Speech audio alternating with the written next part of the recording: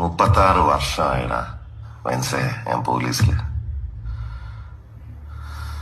ഇതിനിടയിൽ പുറത്ത് അറിയുന്നതും അറിയാത്തതുമായ പല ചെറ്റത്തരങ്ങളും ഞാൻ ചെയ്തിട്ടുണ്ട്.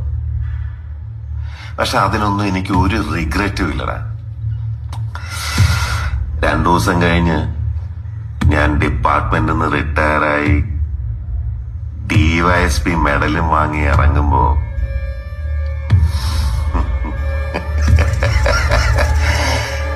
ജോർജ് സാറ് പഴയ ജോർജ് സാറ് തന്നെയാണ്. നീ ആരെയാണ് ഈ പേടിപ്പിക്കുന്നേ? എന്നെ